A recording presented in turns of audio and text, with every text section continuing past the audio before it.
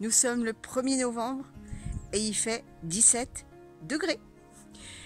Donc j'en ai profité pour faire un peu de nettoyage au potager et de terminer mes travaux, c'est-à-dire, comme vous avez pu le voir en intro, j'ai déplacé mon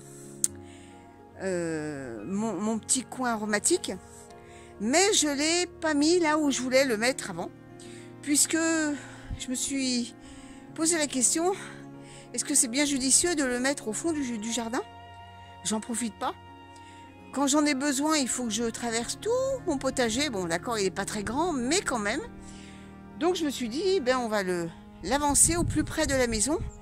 Comme ça, je serai plus encline, on va dire, à y aller et à récolter ce qu'il y a. Eh bien, allez, c'est parti, je vais vous montrer ce que j'ai fait.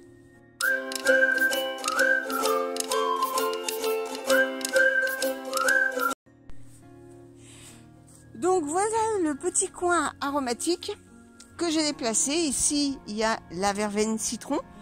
Alors, je l'ai coupé un peu les branches pour limiter l'évaporation. Comme je l'ai replanté, j'ai réduit de moitié la ramure. Ici, c'est de la ciboulette. Et puis là, c'est le thym.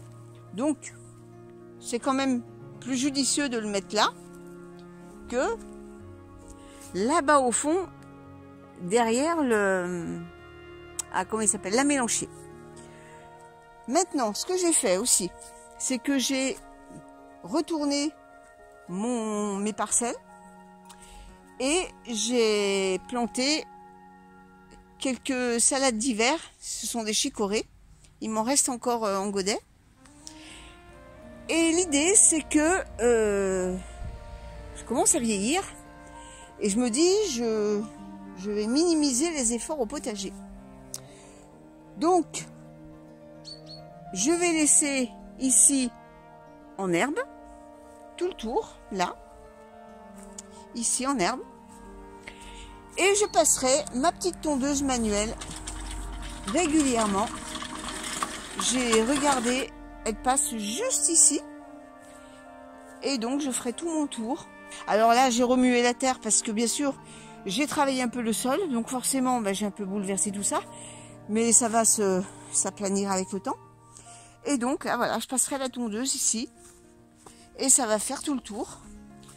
Je n'aurai plus à me contorsionner dans tous les sens et à faire des allers et venues. Tout ça pour faire un minimum de kilomètres au potager. On en fait déjà pas mal. Voilà pour ce coin-là. Donc celui-là, il est terminé. J'ai encore à débroussailler ici. Mais là, je vous avoue que j'en ai un peu marre. Donc je le ferai peut-être demain ou la semaine prochaine, je verrai. En fonction de mon envie, on va dire. Là, j'ai mes carottes encore qui sont... Alors cette année, les carottes, les poireaux et le persil, ils sont de toute beauté. Également, donc j'ai réduit quand même l'espace parce que là où vous voyez de la terre, et là il y avait les rondins. Et c'est ici que j'avais mis les tomates cerises. Donc j'ai réduit pour faire mon petit carré aromatique. Ici, pareil, j'ai labouré un peu mon sol avec la fourche bêche. Et puis j'ai planté quelques laitues d'hiver. Mais ça, je les avais plantées déjà il y a 15 jours. Alors regardez-moi ces poireaux comme ils sont beaux. Cette année, c'est vraiment une réussite. Et puis j'ai du persil, mais alors regardez-moi ça. Et puis alors, il tient bien 15 jours, 3 semaines au frigo. Regardez-moi ça comme il est magnifique. C'est la première année que j'en ai un aussi beau. Alors une petite anecdote. D'où vient cette passion pour le potager, pour le jardin en général, enfin planter des plantes? Eh bien j'avais 7 ans à l'époque. On était allé dans la famille. Et une dame, maniait la pioche pour désherber autour de ces massifs. De retour à la maison, j'ai voulu faire pareil. Et nous habitions à l'époque à Lyon, dans un immeuble au rez-de-chaussée, et on avait un parc, enfin c'est plutôt un terrain en friche à l'époque, et il y avait ce genre d'herbe un peu de partout. Donc j'ai pris un verre, vous savez, les chopes à bière, que j'ai rempli de terre. J'avais 7 ans à l'époque. Et j'ai cueilli avec les racines, ce genre de petites plantes. Je l'ai planté dedans. Puis je l'ai mis sur la fenêtre, et puis je l'arrosais de temps en temps. Elle a tenu 1 mois. Bon, après, bon, elle a crevé, parce que vu que c'est une plante sauvage, ça n'aime pas trop le confinement. Mais voilà, d'où vient l'histoire de ma passion des plantes. Et depuis ce jour-là, eh bien, j'ai toujours aimé les plantes, planter, enfin voilà. Ça m'a toujours attirée. Voilà pour l'anecdote.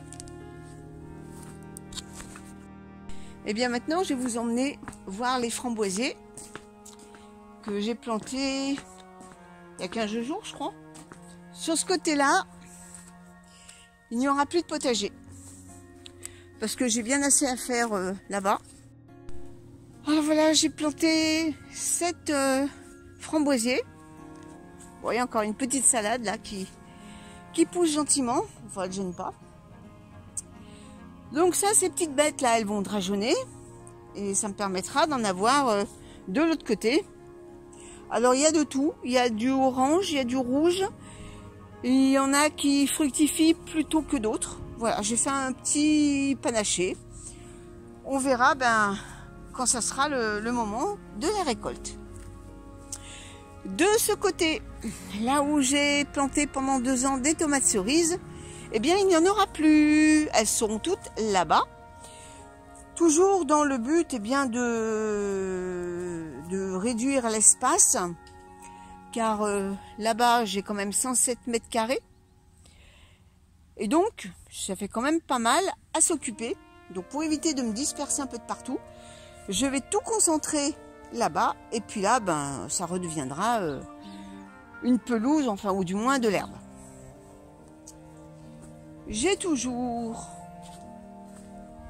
mes ronces sans épines. Ça ne bougera pas. D'ailleurs, mon mari adore aller cueillir les mûres pour les manger le matin. Et bien sur ce, je vais vous laisser. Je vous souhaite à tous un bon week-end. Et puis, on se donne rendez-vous dans une prochaine vidéo pour de nouvelles aventures potagères. Allez, à bientôt tout le monde!